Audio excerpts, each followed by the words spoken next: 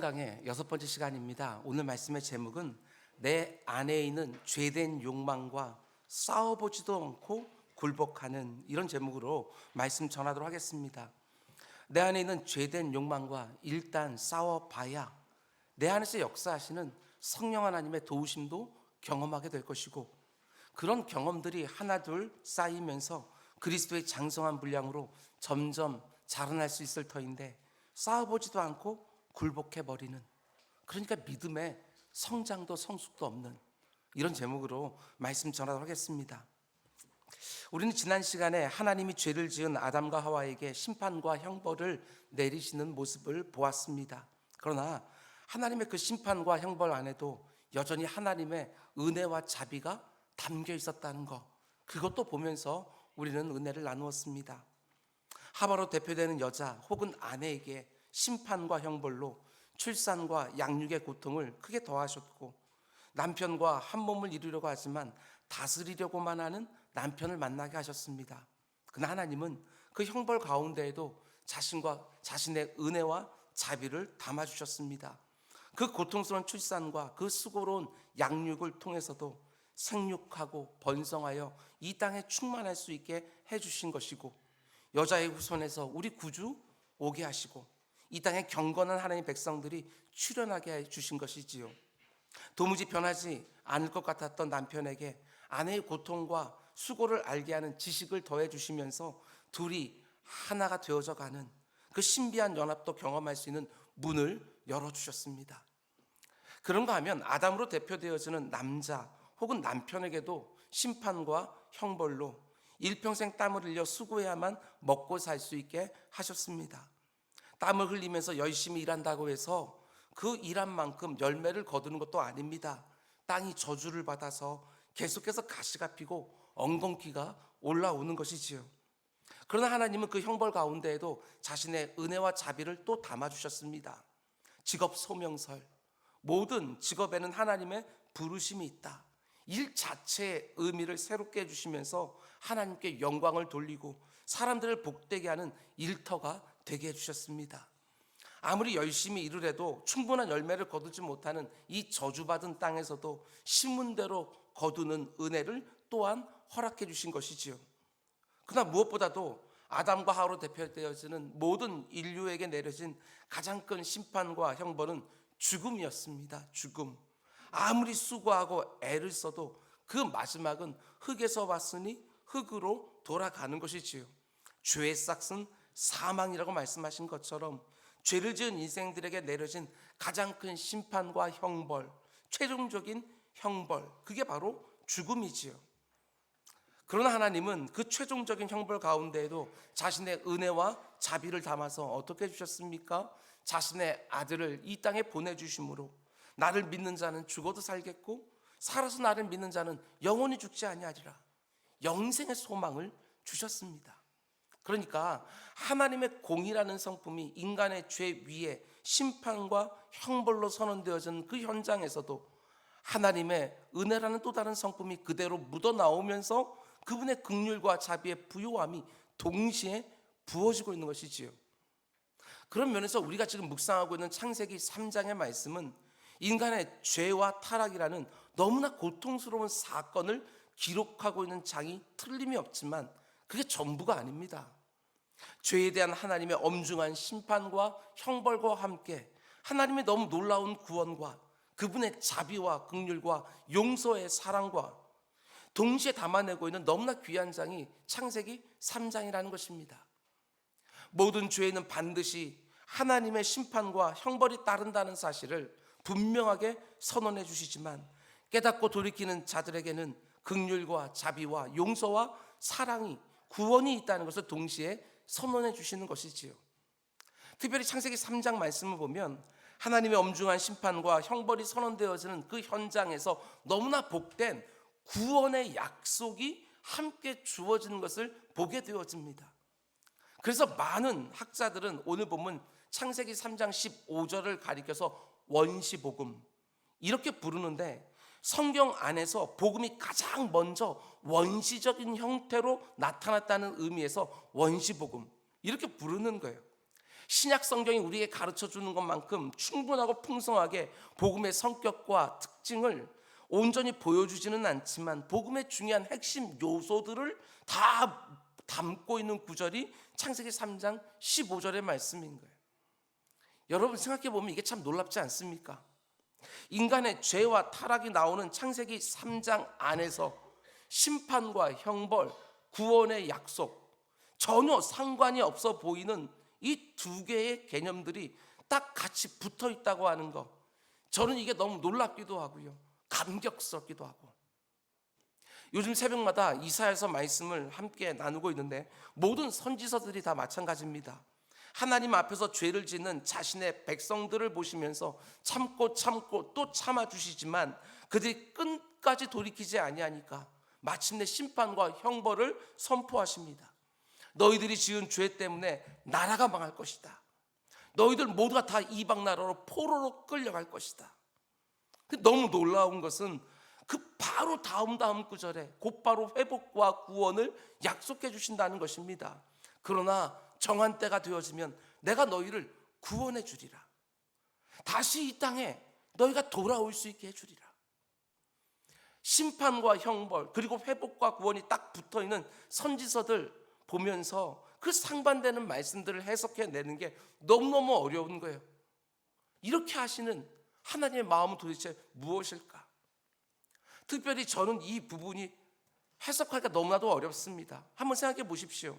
그들이 하나님의 심판과 형벌을 받다가 너무 고통스러워서 자신의 죄를 깨닫고 회개한 게 아닙니다. 회개하기도 전에 여전히 죄 가운데 있을 때에 심판과 형벌을 선언하는 그 자리에서 회복과 구원의 약속을 동시에 주고 있는 거예요. 오늘 본문도 마찬가지예요. 창세기 3장을 아무리 살펴보아도요, 아담과 하와가 자신의 죄를 회개했다 이런 부분이 나오질 않아요. 그럼에도 불구하고 하나님은 자신의 죄를 깨닫고 회개하지도 않는 그 아담과 하와를 향하여 회복과 구원의 약속의 형태로 주시고 계시는 거예요. 왜 이렇게 하실까? 창세기 3장에서부터 우리 주님 이 땅에 오시는 신약 성경에 이를 때까지 그 전체적인 맥락 안에서 저는 이렇게 묵상을 했습니다. 하나님은 지금 자신의 의지를 보여주고 계시는구나. 자신의 의지. 너희들이 비록 죄를 지어서 내 마음을 다 찢어 놓았지만 내가 반드시 너희들을 회복시켜서 구원하리라. 그게 바로 성경에서 최초로 등장하는 원시복음, 창세기 3장 15절 말씀인 거예요. 죄를 지어서 아무 소망이 없는 아담과 하와를 보시면서 하나님의 은혜와 긍휼한 성품에 불이 붙는 거예요. 불이. 그들에게 들어온 죄가 만들어낼 불행과 비참을 아담과 하와는 모르지만 그것을 너무나도 잘 아시는 하나님의 마음이 지금 급하신 거예요. 그래서 그들이 회개하기도 전에 먼저 회복과 구원의 약속을 주고 계시는 것이지요. 그게 어디 아담과 하와만 향한 하나님의 마음이겠습니까? 오늘 이 자리에 있는 여러분과 저를 향해서도 똑같은 마음이신 거예요. 여러분, 성경에 등장하는 최초의 복음, 그래서 원시복음이라고 불리는 창세기 3장 15절 말씀은 이렇게 시작합니다. 내가 너로 여자와 원수가 되게 하고 네 후손도 여자의 후손과 원수가 되게 하리라. 창세기 3장부터 우리 구주 이 땅에 오실 때까지, 아니 조금 더 확장하면 우리 구주 이 땅에 다시 오실 때까지 이 세상에 끊임없이 나타나는 현상이 하나 있는데 그게 무엇입니까? 여자와 뱀이 원수가 되어지고 여자의 후손과 뱀의 후손이 원수가 되어지는 이 끝없는 대립의 싸움이 이 세상 역사에 확연하게 드러나는 현상 중에 하나가 된다. 하나님께서 그렇게 말씀하신 거예요. 정말 그렇습니다. 창세기 4장으로 한 장만 딱 넘어가게 되어지면 가인이 아벨을 죽이지요. 왜 죽입니까? 아벨이 뭔가 잘못한 게 나오지를 않아요. 그럼에도 불구하고 가인이 아벨을 죽입니다. 여자의 후손과 뱀의 후손 사이에 원수됨이 곧바로 드러나기 시작하는 거예요. 아벨 대신에 주신 셋의 후손과 가인의 후손 사이에도 끊임없는 대립과 싸움이 벌어진 것도 보게 되어집니다. 우리 주님이 십자가에 달리기 전날 밤에 제자들과 마지막 식사하는 그 자리에서 이렇게 말씀하셨어요. 내가 너희를 세상에서 택하였기 때문에 세상이 너희를 미워하는 거라고. 하나님이 택하신 사람들이 뭔가를 잘못해서 이 세상이 미워하는 게 절대로 아닙니다. 여자의 후손과 뱀의 후손 사이에 존재론적인 끝없는 원수됨이 있다는 말이에요. 여기 나오는 여자의 후손은 그리스도 안에서 구별된 하나님의 백성들, 이렇게 말할 수 있다면 여자의 후손을 끊임없이 대적하는 그 뱀의 후손들은 끊임없이 하나님을 대적하고 의도적으로 그분의 백성들을 공격하는 악한 마귀에 속한 사람들, 이렇게 말할 수 있어요. 뱀의 후손들이 때로는 무도한 정치 권력으로, 때로는 하나님이 없는 철학 사조로 끊임없이 공격하기도 했지만, 오늘 우리가 살아가는 이 시대는 제가 늘 말씀드리는 것처럼 그들이 가장 주되게 사용하는 도구는 가치관입니다. 가치관의 문제. 어디에 가치를 두느냐, 어디에 우선순위를 두느냐 하는 가치관의 문제로 에덴 동산에서 했던 것과 똑같이 하나님의 백성들을 지금도 미혹하고 있는 것이죠. 절대로 잊으면 안 됩니다. 우리 주님 다시 오시는 그날까지 여자의 후손과 뱀의 후손 사이에 끝없는 원수됨이 있다는 것. 그런 면에서 저는 지난 수십 년 동안 이 땅의 교회들과 성도들이 너무 순진했던 것은 아닌가, 이런 생각이 들 때가 있어요. 성도들이 예수 잘 믿고 세상에 잘 살고 선한 영향력을 보이기만 하면 세상이 교회를 기뻐할 것이다? 그렇지 않습니다. 성경은 그렇게 기록하지 않아요. 여자의 후손과 뱀의 후손 사이에 끝없는 대립과 싸움이 있다, 이렇게 말하는 거예요. 교회는 막 태동되어서는 그 핏덩이 같은 순간부터 유대인들에게 핍박을 받았습니다. 로마 정부로부터 박해를 받았습니다. 그 핍박과 박해를 통과하는 그 시기에도 진리를 공격하는 이단들에 맞서서 정말 처절한 싸움을 해야 했습니다. 예루살렘과 온 유다와 사마리아와 땅끝까지 복음이 전해지는 선교의 역사는 한마디로 피의 역사였습니다. 너무나 많은 복음 증거자들의 피가 선교지들마다 쏟아진 거예요. 예수를 잘 믿고 성실하게 살고 다른 사람들 해코지 안 하고 선하게 살기만 하면 이 세상이 교회 안으로 들어오게 될 것이다? 아닙니다. 너무나 순진한 것이지요. 인생들이 죄를 딱 짓자마자 여인의 후손과 뱀의 후손들 사이에 끝없는 대립과 싸움이 있다고 하나님이 분명하게 창세기 3장에서부터 말씀해 주신 거예요. 종교개혁자 칼빈은 지상에 있는 교회를 가리켜서 전투하는 교회, 이렇게 불렀습니다. 진리의 말씀을 지켜내고 그 진리의 말씀대로 살아가려면 전투를 피할 수가 없다, 이렇게 말하는 거예요. 우리 주님 이 땅에 다시 오시는 때가 되어지면 이 지상에 있는 교회들이 승리한 교회가 되겠지만 그 전까지는 전투하는 교회예요. 근데 교회가 싸우기를 멈추고 칼을 칼집에 자꾸 꽂으려고 하니까 이 땅의 교회 안에 너무나 많은 문제들이 생기기 시작하는 거예요. 야성이 사라져요. 뾰족뾰족하고 거칠거칠한 뭔가 이렇게 진리를 딱 붙들고 그대로 살아나는 것들이 뭐가 삶 가운데 속에 변화들이 나타나는 것들이 아니라 그저 문제가 없기만을 바랄 때가 얼마나 많이 있는지, 그 어떤 영적 싸움도 없는 평화, 쉽고 편안한 신앙생활 아닙니다. 그런 건 절대로 가능하지가 않은 거예요. 우리는 이 땅의 여인의 후손으로 살기 때문에 뱀의 후손의 대적을 언제나 받게 되어지는 것입니다. 어디를 가든지 여러분을 공격하는 사람들이 있습니다. 피할 곳이 없습니다. 심지어 교회 안에서도 얼마든지 만나게 되어집니다. 그저 순진하게 그 어떤 어려움도 없는 신앙생활과 교회생활, 그런 건 기대하지 말라는 것이지요. 내가 예수를 믿는 순간 영적 싸움이 끊이지 않는 거예요. 싸움이 없게 해달라고 기도하는 거 아닙니다. 영적 싸움은 언제나 상수로 두고 이기게 해달라고, 그렇게 기도해야 되는 거예요.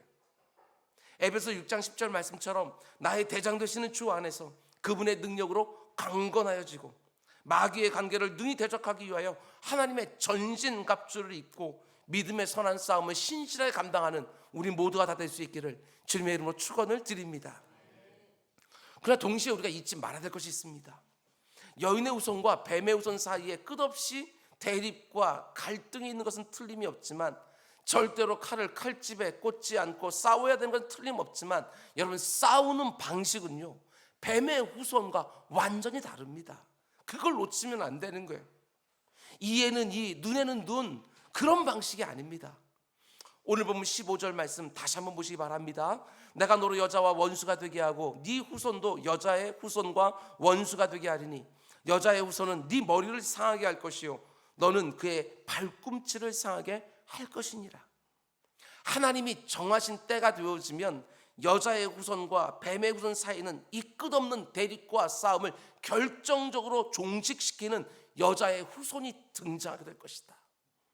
이렇게 말씀하는 거예요. 어디에서? 1장, 2장이 지나자마자 3장의 죄를 짓는데 바로 그 장에서부터 예수 그리스도의 이 땅에 오심을 예언해 주는 그런 말씀이 등장하고 있는 거예요. 참으로 놀랍지요. 성자 하나님의 성육신, 하나님이 한 인격으로 여자의 후손으로 이 땅에 오시는 거예요. 여러분, 그런데 성경에 좀 익숙하신 분들은 여자의 후손이라는 이 표현이 얼마나 특별한지 아실 거예요. 구약성경과 신약성경을 통틀어서 성경을 기록하던 모든 시대의 성경 기자들의 사고방식은 아들이 태어나든 딸이 태어나든 전부가 다 남자의 후손이에요. 그지요? 그래서 성경에 나오는 거의 대부분의 족보를 보게 되어지면 남자들의 이름만 나와요. 누가 누구를 낳고 누가 누구를 낳고 할 때 간혹 여인들의 이름이 나오기는 하지만 대부분의 족보에는요 남자들의 이름만 나오는 거예요. 그런데 창세기 3장 15절에 나오는 원시복음 안에는 여자의 후손 이렇게 말하고 있는 것이지. 왜 이렇게 말하겠어요? 성경이 너무너무 놀라워요. 이걸 어떻게 사람이 썼다고 말하는 사람들이 있는지 모르겠어요. 남자를 통해서 오는 게 아니에요. 성령을 통해서 잉태되기에, 남자 없이 동정녀를 통해서 이 땅에 오시기에 여자의 후손 이렇게 부르는 것이죠. 그것도 어디에서? 이제 이렇게 두꺼운 성경 안에서 딱 2장 창조기사가 넘어가자마자 인간의 죄와 타락이 나오고 곧바로 동정녀 탄생을 암시하는 표현이 나오기 시작을 하는 거예요. 그게 바로 여자의 후손. 여러분, 성경에 등장하는 첫 번째 복음은 한 인격에 대해서 우리의 관심을 다 주목하게 합니다. 예수를 믿는 신자들과 예수를 거절하는 불신자들 사이에 끝없는 갈등과 다툼이 있고 아픔이 있지만 결정적으로 종식되어지는 순간이 있습니다. 한 인격이 이 땅에 오시는 것이지요. 원시복음 안에서 이미 약속된 여자의 후손이라고 불리는 한 인격이 올 때 신자와 불신자들 사이 있던 끝없는 분쟁과 대립과 원수됨의 양상이 바뀌기 시작합니다. 사랑으로, 희생으로, 죽음으로, 섬김으로 승화되어지는 전혀 새로운 시대가 열리기 시작하는 거예요. 물론 구주가 오신 이후를 사는 교회 시대에도 여전히 수많은 핍박이 있었고 여전히 원수들로 말미암는 끝없는 박해와 고난과 질구가 있는 것은 틀림없었지만 성도들이 그때부터 어떤 모습을 보이기 시작합니까? 그들이 믿고 의지하는 우리 구주의 가르침대로 오른뺨을 치면 왼뺨을 돌려대기 시작합니다. 참 놀랍지요. 성도들이 자기들을 대적하는 자들에게 절대로 원수 갚으려고 하지를 않으면서 창세기 3장 이후로 지속되었던 그 대립을 종속시키기 시작하는 전혀 새로운 질서를 성도와 교회들이 이 땅에 가져오기 시작을 하는 거예요. 너무 놀라운 변화가 예수 그리스도의 이후에 시작되어지는 것이지요. 여자의 후손으로 이 땅에 오신 예수 그리스도를 믿는 성도들과 교회를 통해서 그 싸움의 양상이 완전히 달라지게 된 것입니다. 십자가 위에서 나의 죄짐을 대신 지고 죽으신 예수 그리스도 안에서 자신을 조롱하고 핍박하고 죽이는 그 자들마저도 품에 안으면서 끝없이 이어질 것 같이 보였던 그 극한 대립과 원수 맺음이 화평케 함과 종됨과 희생함과 대신 죽음을 통하여 이 세상이 지금까지 보지 못한 전혀 새로운 흐름으로 그 싸움의 양상이 달라지기 시작한 거예요. 그래서 십자군 전쟁과 같은 사건이 역사 속에서 그렇게 비난을 받는 거예요. 우리 성도들은 그런 방식으로 싸우지 않습니다. 예수 그리스도께서 먼저 가신 길을 따라가는 성도들은 자기가 죽는 싸움을 하는 거예요. 내가 죽어서 다른 사람을 살리는 그 싸움을 하지 절대로 눈에는 눈, 이에는 이 하면서 맞대응하지 않는다는 것입니다. 성도들 사이에 아무리 심각한 갈등이 생겨도 성경은 뭐라고 말합니까? 세상 법 중에 고소하지 마라. 아무리 억울한 일을 당해도 천사까지도 판단해야 될 너희들이 왜 이 세상의 판단을 받으려고 하느냐? 오히려 반문하고 있는 거예요. 여자의 후손이 이 땅에 오셔서 자신이 죽어서 나를 살려주셨다고 고백하는 성도들은, 그분이 걸어가신 길을 내 십자가를 지고 자기를 부인하며 뒤따르고 있는 그 성도들은 그 이전과는 싸우는 방식이 완전히 달라진 것이지요. 내가 죽는 방식으로 그 싸움에서 이기는 거예요. 로마서 12장 말씀을 보게 되었으면 성도들이 어떤 방식으로 싸워야 되는지 아주 집중적으로 말하고 있어요. 한 절 한 절마다. 12장 17절, 악을 악으로 갚는 것이 아니라 모든 사람 앞에서 선한 일을 도모하는 방식으로 싸우라고. 18절, 내가 할 수 있는 모든 방식을 다 동원해서 모든 사람과 더불어 화목을 이루는 방식으로 싸우라고. 19절, 내가 직접 원수를 갚는 방식이 아니라 하나님의 진노하심에 맡기는 방식으로. 20절, 나를 힘들게 하는 사람을 오히려 먹이고 마시게 해서 숯불을 그 머리에 쌓아놓는 방식으로. 21절, 한마디로 선으로 악을 이기는 방식으로 우리 성도들은 뱀의 후손과 싸우는 거예요. 그게 진짜 승리가 되어지는 거예요. 그렇습니다. 꼭 기억하셔야 됩니다. 여자의 후손으로 이 땅에 오신 예수 그리스도를 믿는 성도들과 교회는 뱀의 후손과 싸우는 방식이 완전히 다른 거예요. 그런 방식으로만 싸워야 악에게 지질 않는 거예요. 악을 악으로 싸워서 이기게 되어진 것은 하나님께서 그건 이기는 것이 아니라 너희들이 진 거라고 말하는 거예요. 그들과 똑같이 되었노라고.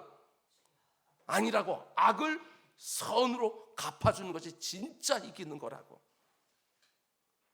물론 이렇게 생각할 수 있어요. 그게 어떻게 싸움에서 이기는 방식이 될 수 있습니까? 우리가 악을 선으로 되갚아주면 분명히 더 큰 악을 대놓고 나에게 쏟아 놓을 텐데 어떻게 그게 이기는 방식이 될 수 있습니까? 아닙니다. 우리가 그렇게 살아도 절대로 지지 않습니다. 이 땅에 여인의 후손으로 오신 우리 주님이 그 방식으로 이미 이겨주셨다는 거 절대 놓치면 안 되는 거예요. 원시복음은 분명히 말합니다. 여자의 후손이 뱀의 머리를 상하게 할 것이고 뱀은 그의 발꿈치를 상하게 할 것이다. 그분이 오셔서 마귀와 싸우실 때 마귀도 그분에게 작은 상처를 입히는 것이지요. 발꿈치를 상하게 한 것 같은 작은 상처를 입히지만 그분은 마귀의 머리를 밟으신 거예요. 마귀의 계획을 완전히 멸하시는 거예요. 그 순간에 아담과 하와 이후로 죄인으로 태어나서 죄만 더하며 살던 그 죄인들에게 구원의 문이 활짝 열리기 시작하는 거예요. 잘 보셔야 됩니다. 여인의 후손으로 이 땅에 오신 예수 그리스도가 이루신 십자가 사건과 부활 사건을 가리켜서 오늘 본문은 이렇게 표현하는 거예요. 발꿈치가 상한 것과 머리가 짓밟힌 것, 이렇게 대조하고 있는 거예요. 우리 주님이 이 땅에 오셔서 십자가에 달리셨을 때 악한 마귀가 그리고 온 세상은 그분이 실패했다고 보았습니다. 고작해야 발꿈치 상하게 한 건 놓고 자기들이 이겼다고. 자기들은 머리가 밟혔는데, 머리가 밟혔다는 게 어떤 뜻입니까? 고대 전쟁을 보게 되었으면 승장이 패장을 땅바닥에 엎드려 놓고 발로 머리를 밟으면서 자신의 승리를 선포하는 거예요. 완벽한 승리의 선언이지요. 그게 바로 십자가와 부활이라고 말씀하시는 것이지요. 그리고 그 완전한 승리로 마귀의 일을 멸하시고 마귀에게 사로잡힌 자들을 자유케 해주신 거예요. 여러분, 성경이 말하는 구원, 우리 기독교가 말하는 복음은 이런 것입니다. 여인의 후손으로 오신 예수 그리스도가 뱀의 후손의 배후에 있는 악한 사단마귀의 머리를 밟으셨다. 적장의 머리를 밟으셨다. 그 완벽한 승리가 구원과 복음의 핵심인 것이지요. 마귀의 머리를 밟는 순간 마귀의 종된 자들, 죄의 종된 자들, 세상의 종된 자들, 욕망의 종된 자들, 사망의 종된 자들이 자유케 되어지는 길이 활짝 열리는 거예요. 이 놀라운 사건이 역사 속에서 실제로 일어났기 때문에 여러분과 제가 구원을 받아서 성도가 된 것이지요.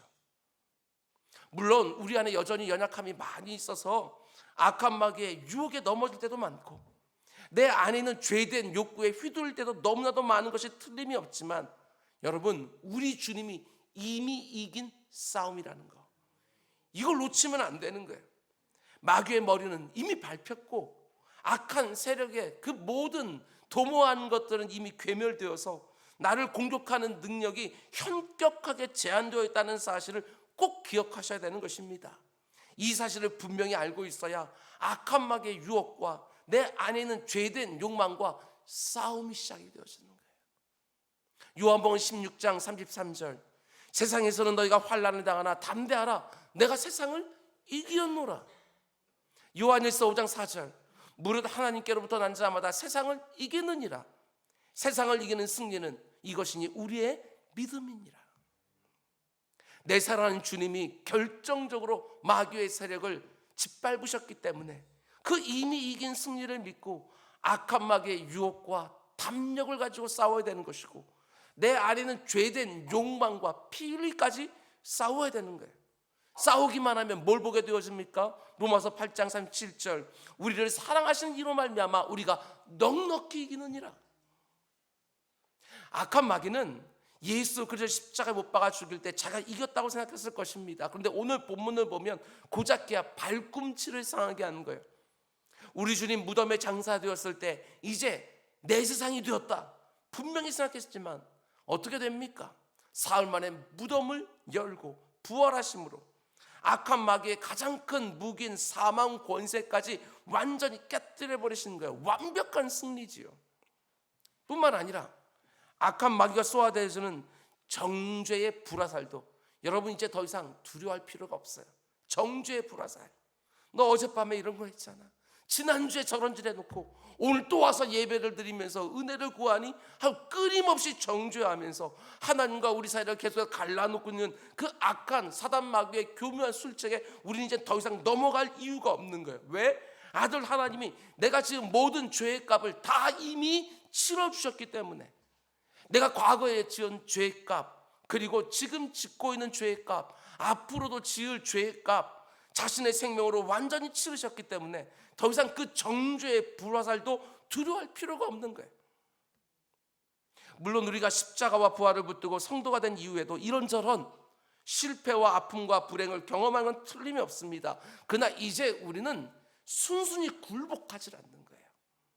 로마서 7장에 나오는 것처럼 사도 바울이 탄식은 빌어가고 있지만 내 안에 하나님의 법을 따르려고 하는 마음과 그리고 내 안에 여전히 육신의 법을 따르려고 하는 마음이 늘 싸우고 늘 패배하지만 순순히 그 안에 굴복하진 않아요. 싸우는 거예요. 왜? 우리 주님이 이미 이기신 싸움을 내가 하고 있다는 것을 믿기 때문에. 내 안에 있는 수많은 연약함과 내 밖에 있는 관영한 악함 가운데 우리가 살고 있는 것은 틀림이 없지만 악한 마귀의 머리를 이미 밟으신 우리 주님의 승리 안에 내가 거하고 있음을 믿고 절대로 우리는 굴복하지 않는 거예요. 여러분, 내 안에 있는 죄된 욕망에 더 이상 끌려다니지 마시기 바랍니다. 우리 주님이 악한 마귀의 머리를 밟으시는 순간 나를 얽어매고 있었던 모든 죄의 사슬이 이미 다 끊어지는 거예요. 자유케 되어진 거예요. 이미 그 자유를 가지고 이제 싸워야지. 종처럼 끌려다니는 거 언제까지 우리가 더 할 수 있겠냐는 거예요. 갈라디아서 5장 1절, 그리스도께서 우리를 자유롭게 하시려고 자유를 주셨으니 그러므로 굳건하게 서서 다시는 종의 멍에를 매지 마라. 악한 마귀가 그 어떤 권세와 능력으로도 나를 더 이상 붙잡아 놓을 수가 없는 거예요. 죄된 욕망과 세속적인 욕구, 그 어떤 것도 우리를 다스릴 수 없도록 우리 주님이 자유케 해주신 거예요. 그러니 더 이상 종처럼 살지 마라. 이미 자유자가 되었으니 거기에 얽매이지 말고 자유자처럼 살아라. 종교개혁자였던 마틴 루터가요, 일평생을 살면서 그가 꽉 붙잡고 있었던 가장 중요한 개념 중에 하나가 바로 자유였습니다. 구원으로 인한 양심의 자유, 캐톨릭의 속박으로부터 벗어난 진리의 자유, 인간의 그 어리석고 미련한 종교성 안에 갇혀 있는 것이 아니라 구주의 승리로 말미암는 참된 이김에 참여함으로 생기는 자유, 욕망과 죽음의 종이 된 인생이 죄된 욕망과 사망을 이기는 자유, 그 자유라는 개념이 종교개혁 과정 가운데 있었던 그 수많은 수고와 아픔을 감당하게 하고 자신의 인생을 지탱하게 했던 개념이지요. 어떻습니까? 이런 자유 나도 좀 누리고 있습니까?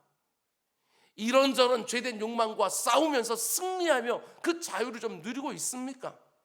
아니, 인생의 그 어떤 어려움 상황 속에서도 내게 결국 이김을 주시는 주님을 신뢰하는 데서부터 오는 자유, 이런 것 좀 경험하며 살고 있냐는 거예요. 인생의 그 버거운 모든 멍에를 다 메고 종처럼 끌려다니고 있지는 않은지, 이미 자유케 해놓았는데 종의 멍에를 다시는 찢지 말라고 얘기를 하셨는데 여전히 종처럼 살고 있는 것은 아닌지, 자녀의 특권을 가지고 있음에도 불구하고 조금도 행사하지 못하는, 예수 그리스도의 이름의 권세라고 하는 걸 붙잡고 있음에도 불구하고 예수 그리스도의 이름 명하노니 물러갈지어다 이 말 한마디도 못하고 그대로 눌리면 눌리는 대로 그렇게 살고 있지는 않은지. 여러분, 우리에게 주어진 복음은 나에게 있는 문제의 근원은 그대로 내버려 두고 그저 막연한 행복하고 든든한 어떤 느낌을 갖게 해주는 게 아닙니다. 인생의 이런저런 불행과 고난 가운데 있을 때 그저 막연히 뭔가가 잘 될 것 같은 어떤 위로와 격려, 그런 것만 주기를 원하는 것이 복음과 기독교가 절대로 아니라는 거예요. 복음과 기독교 안에 물론 그런 영역들이 틀림없이 들어있지만 복음은 여러분과 저를 참되게 다루어서, 여러분과 저를 참되게 바꾸어서 내 영혼 깊은 곳에서부터 터져나오는 생명의 강수를 맛보며 살게 해주시는 거예요. 단지 형식적이고 짧은 위로와 격려가 아니라 그 어떤 상황에 내가 있든지 간에 결코 마르지 않는 기쁨의 샘과 같은 참된 위로와 격려를 우리에게 주는 것이지요. 어떻게 이런 일이 가능합니까? 여인의 후손으로 오셔서 여러분과 저와 똑같은 몸을 입고 인생의 모든 고통과 아픔과 질고를 다 겪으면서도 그 가운데 진정한 이김이 무엇인지를, 무엇으로? 자신의 십자가와 부활로 선명하게 보여주셨기 때문에 그분을 믿고 의지하는 우리에게 그 어떤 삶의 자리에서도 싸울 수 있는 강력한 의지를 주시는 거예요. 하나님의 귀한 말씀은 우리에게 이렇게 말합니다. 로마서 16장 20절, 평강의 하나님께서 속히 사탄을 너희 발 아래에서 상하게 하시리라. 우리 발 앞에서. 히브리서 2장 14절, 그도 또한 같은 모양으로 혈과 육을 함께 지니심은 죽음을 통하여 죽음의 세력을 잡은 자 곧 마귀를 멸하시며. 기가 막힌 말씀이지요. 죽음을 통해서 죽음의 세력을 멸하셨다고. 요한일서 3장 8절, 하나님의 아들이 나타나신 것은 마귀의 일을 멸하려 하심이라. 하나님이 자신의 형상과 모양으로 인생을 딱 지어 놓자마자 쏜살같이 달려들어와서 유혹해서 넘어뜨렸어요. 1장과 2장에서 사람을 창조해 놓았는데 채 몇 장 가지도 아니하고 바로 3장에서 악한 사탄이 달려들어서 유혹해서 넘어뜨려 놓은 거예요. 그런데 하나님이 정하신 때가 되었으면 하나님의 아들이 여인의 후손으로 나타나 그 악한 마귀의 그 오래된 일을 완전히 멸하시는 거예요. 그리고 우리 주님 이렇게 말씀하십니다. 누가복음 11장 21절과 22절, 강한 자가 무장을 하고 자기 집을 지킬 때에는 그 소유가 안전하되 더 강한 자가 와서 그를 굴복시킬 때에는 그가 믿던 무장을 빼앗고 그의 재물을 나누느니라. 마귀가 아무리 강해 보인다 할지라도 우리 주님보다 더 강하겠습니까? 주님 안에 내가 있고 내가 주님 안에 있는데 뭘 두려워냐고. 잠깐 고난 당하시는 것처럼 우리 주님 보이긴 하셨지만 그것은 약해서가 아니라 여러분과 저의 죄를 대신 감당하기 위하여 자신을 스스로 내어주시는 거예요. 진 것이 아니고 영원한 생명으로 가는 길을 열어주시면서 그가 무장하고 있었던 사망이라는 치명적인 무기까지 완전히 빼앗아 버린 거예요. 여러분, 성령으로 마리아에게 잉태되어서 여인의 후손으로 이 땅에 오셔서 여러분과 저를 위하여 십자가 달려 죽으시고 사흘 만에 부활하심으로 악한 마귀의 머리를 밟으시고 여러분과 저를 자유케 하시고 영생의 복락으로 초대하셨다는 것을 단 한순간도 잊지 마시기 바랍니다. 그래야 마귀의 교묘한 유혹도 단호하게 거절할 수 있는 것이고 내 마음에 끊임없이 올라오는 죄된 욕망도 얼마든지 이겨낼 수가 있는 거예요. 목사님, 사람 안 변합니다. 전 절대로 그런 말 안 믿습니다. 하나님, 이렇게 전 태어났으니 이렇게 살다가 죽을 겁니다. 아닙니다. 싸워보지 않은 거예요. 아직까지도. 내 성품이 안 바뀐다? 여러분, 그런 말도 없습니다. 성품까지도 바뀝니다. 신앙생활을 그저 하나의 문화생활처럼 생각하면 절대로 안 되는 것이지요. 그러면 정말 처참하게 망가진 유럽교회처럼 되어지는 거예요. 화석화되어서 생명력 하나도 없어지는 거예요. 신앙생활이 아니라 고작해야 종교생활을 하는 것이지요. 불안한 내 마음을 위탁해서 그저 평안을 얻으려고 종교생활을 하는 것처럼 생각하는 것도 절대로 안 됩니다. 예수 그리스도는 내 삶의 실제적인 능력이에요. 내가 어떤 형편 가운데 있든지 그분을 온전히 의지하고 붙들기만 하면 그분이 이루신 이김이요 곧 나의 이김이 되는 것이지요. 너무나 강력한 믿음의 역사를 우리는 실제로 경험할 수 있게 되어지는데, 안 싸워보니까 늘 마귀의 유혹에 끌려다니고 내 안에는 죄된 욕망에 자꾸 흔들리는 것이, 싸워보면 알아요. 얼마든지 이런저런 유혹을 내가 이길 수 있구나. 얼마든지 내 안에 있는 이 죄된 욕망을 다스릴 수 있구나. 일단 싸워보면 예수 그리스도가 나를 위해서 이루신 이김이 얼마나 강력하고 실제적인 걸 실제로 경험하는 거예요. 인간이 죄를 짓자마자 그 불붙는 마음을 가지고, 그 급한 마음을 가지고 곧바로 주신 원시복음 안에 담겨있는 이김의 약속을 꽉 붙드시고 이 세상에 그 악한 가치들을 거슬러 살고 내 몸 안에 아직 남아있는 죄된 습관들 하나하나 끊어내면서 하나님이 내 안에 시작하신 그 구원의 아름다움이 내 성품에까지, 내 입에서 나오는 말 한마디 한마디에까지, 내 생각에까지, 미치는 것은 말할 것도 없고 나 하나를 넘어서 내 곁에 있는 사람들에게까지 그 구원의 아름다움이 묻어나온 것을 보면서 이 땅을 살아가도록 여러분과 제가 부름을 받고 있는 거예요. 그렇습니다. 아담처럼 패배자로 사는 것이 아니라 우리는 예수 그리스도처럼 승리자로 이 땅을 사는 것이고, 죄의 종이 아니라 자유자로 그분의 자녀로 이 땅을 살아가는 거예요. 아담과 하와를 무너뜨린 악한 마귀의 머리를 내 사랑하는 구주가 이미 완전히 밟은 줄 알고 그분이 나와 함께 하신다, 그분이 나에게 틀림없이 이김을 주신다 담대하게 선포하면서 악한 마귀의 모든 유혹을 물리치고 내 안에 있는 죄된 욕망도 진압할 뿐만 아니라 내가 이 세상을 살아가면서 이 나그네 인생길 가운데 속에 이런저런 예기치 못한 문제들 때문에 두려워하고 염려하고 근심하고 우울하고 슬픔과 낙심하고 있는 그 모든 것들까지 우리가 머리를 밟고 젊은 사자처럼 포효하며 우리는 이 땅을 살아야 되는 거예요. 그게 예수를 제대로 믿는 성도들의 마땅한 모습이 되어지는 거예요. 우리 구주의 완전한 이김 안에 신실하게 참여하면서 마귀의 권세 아래 굴복하지 않고 세상의 정신에 지지 않고 여러분 싸워보십시오. 한 주간이나 싸워보십시오.